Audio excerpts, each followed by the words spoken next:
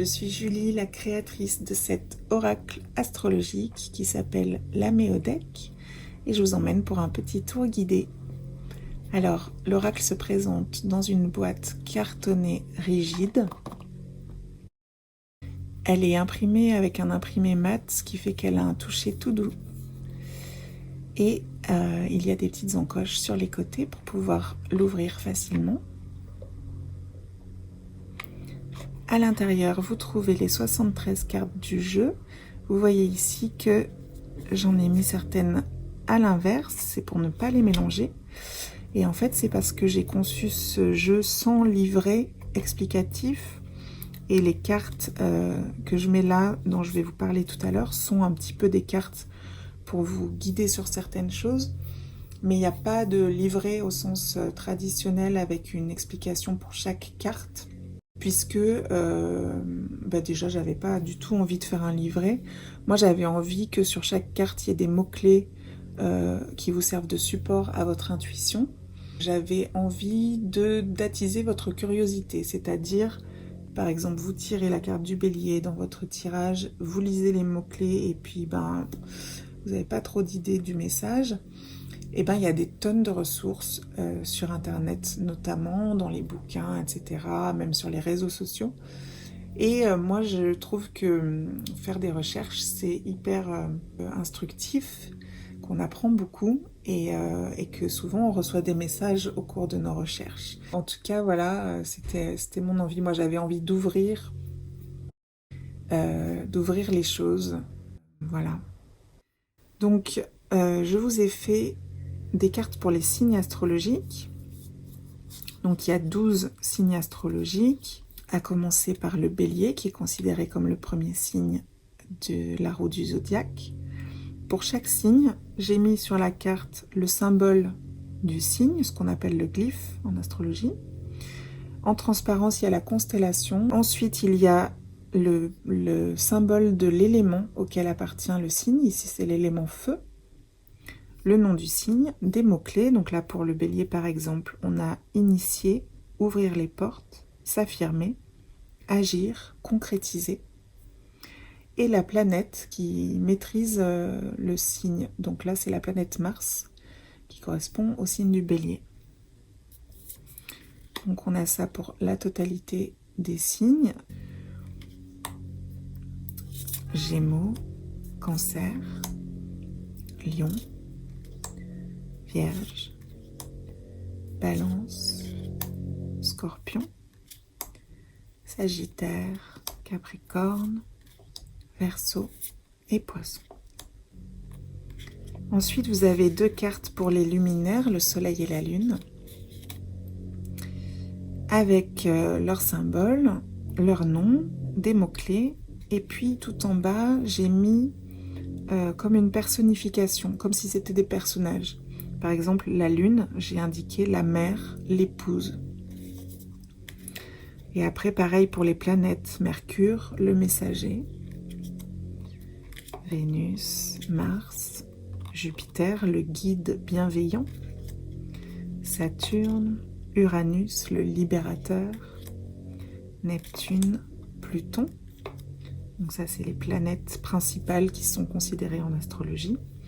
Ensuite, j'ai fait une carte pour un astéroïde qui s'appelle Chiron. Ensuite, j'ai fait une carte pour la lune noire, les nœuds lunaires. Ensuite, une carte pour la rétrogradation qui est un phénomène bien connu, notamment sur les réseaux sociaux, puisque quand Mercure rétrograde environ 3 fois par an, en général, Internet s'affole. Ensuite, je vous ai fait une carte chance. Alors la carte chance, j'ai mis le petit symbole ici, elle m'a été inspirée par un point qui s'appelle la part de fortune. Et j'ai mis le symbole de l'étoile. Pour son interprétation, vous pouvez, ça peut vous inspirer déjà la chance. Et puis avec l'étoile, je sais pas, ça peut vous inspirer le fait de se sentir guidé. Ça peut vous inspirer des choses venant de la carte de l'étoile dans le tarot. Enfin voilà, il peut y avoir plein d'inspirations possibles. Et puis surtout, si c'est une carte qui ne vous inspire pas du tout, Vous pouvez la mettre de côté, ne pas la tirer. Ça, c'est aussi tout à fait possible. Après, j'ai fait des cartes pour les maisons astrologiques. Donc, à ne pas confondre avec les signes, mais elles sont quand même en correspondance avec les signes. Donc, je vous ai mis à chaque fois le symbole du signe qui correspond. Donc, la maison 1, c'est le bélier.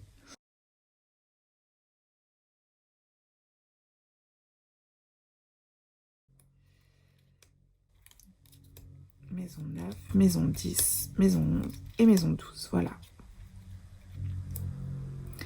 Après, je vous ai fait des cartes pour les éléments. Donc, comme je vous expliquais tout à l'heure, on a feu, terre, air et eau, qui sont à chaque fois des petits symboles de triangle, voilà, que vous connaissez peut-être. Et je vous ai dessiné à chaque fois la roue du zodiaque. Et en rose, j'ai mis les signes qui sont les signes de feu. Donc là, le bélier, le lion et le sagittaire sont des signes de feu.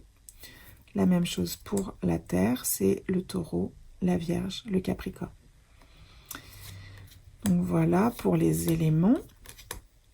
Sur le même principe, je vous ai fait 2 cartes pour les polarités féminines et masculines, yin et yang. Donc là pour le coup c'est un signe sur 2. Donc pareil, en rose vous avez les signes correspondants. Et toujours sur le même principe, je vous ai fait les signes qui sont cardinal, fixe et mutable. Donc là, c'est sur le principe des saisons. Et par exemple, le printemps, il y a 3 signes qui correspondent au printemps, le bélier, le taureau, le gémeaux.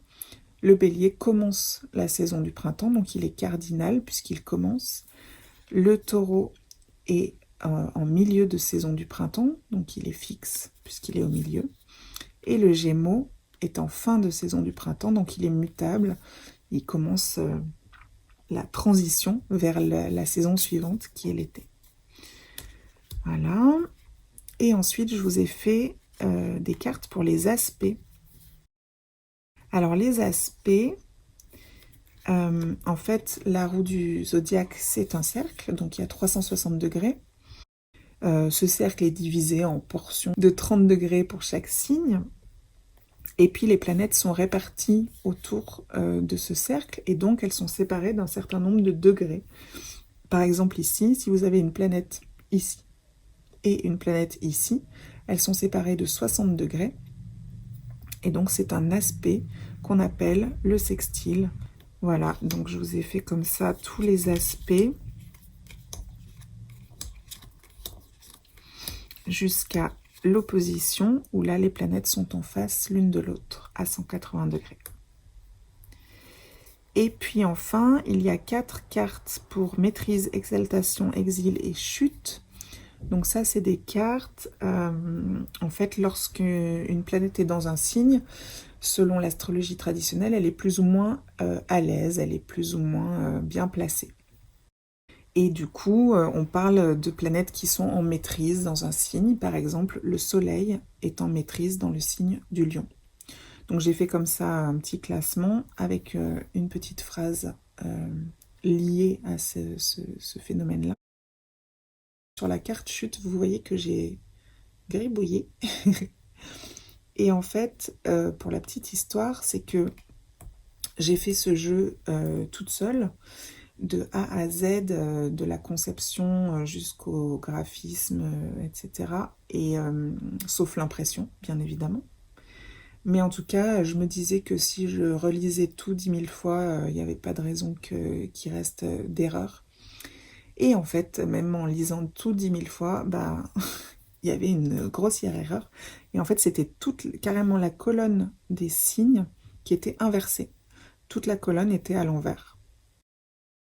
Donc voilà, du coup, moi, j'ai gribouillé sur ma carte. Vous verrez si vous avez envie de le faire ou pas. C'est plutôt pour les personnes qui utilisent les cartes pour étudier l'astrologie. Si vous utilisez les cartes juste pour l'oracle, c'est absolument pas la peine de faire quoi que ce soit. Mais bon, en tout cas, sachez que cette colonne n'est pas fiable. Voilà, pour les cartes à tirer. Et ensuite, il y a les cartes livrées. Donc, il y a d'abord une carte avec le logo. Vous pouvez vous en servir de marque-page dans votre livre d'astrologie préféré.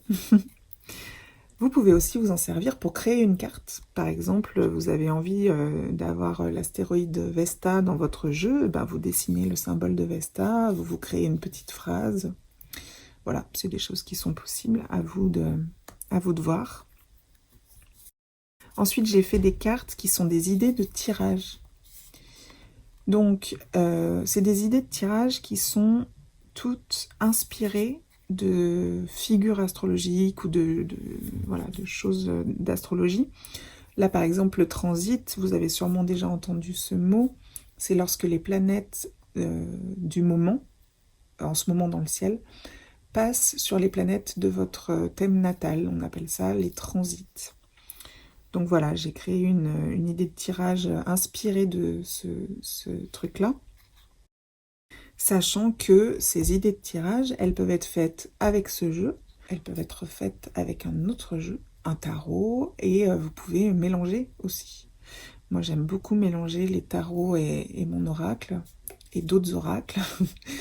Donc voilà, faites comme ça vous inspire.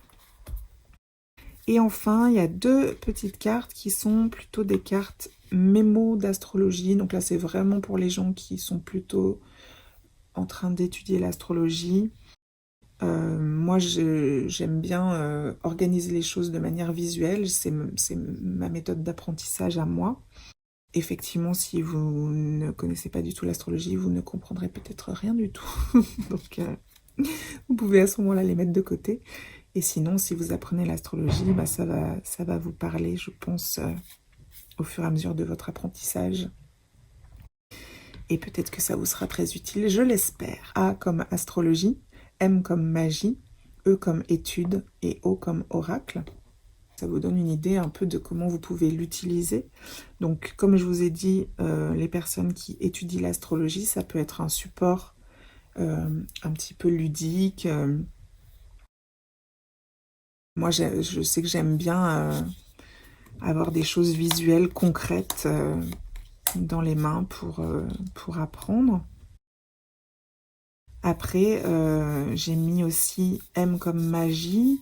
J'aime bien placer des cartes chez moi, sur ma table de chevet, sur mon bureau, si vous faites un petit hôtel. Et puis, vous pouvez aussi vous dire que vous les chargez, vous faites brûler une bougie dessus. Bon, voilà, il y a plein de choses à faire aussi avec les cartes en tant qu'objet pour focaliser nos intentions. Voilà, et puis sinon, bah voilà, c'est un jeu d'oracle, donc vous pouvez tirer une carte le matin pour votre journée, tirer une carte le soir pour faire un petit bilan de votre journée ou faire des tirages. Et bah tiens, Jupiter qui s'échappe. Voilà, j'espère que ce petit tour vous a plu. Si vous avez des questions, n'hésitez pas, vous pouvez m'écrire, je vous répondrai avec grand plaisir. Et puis, bah, à très bientôt. Bisous!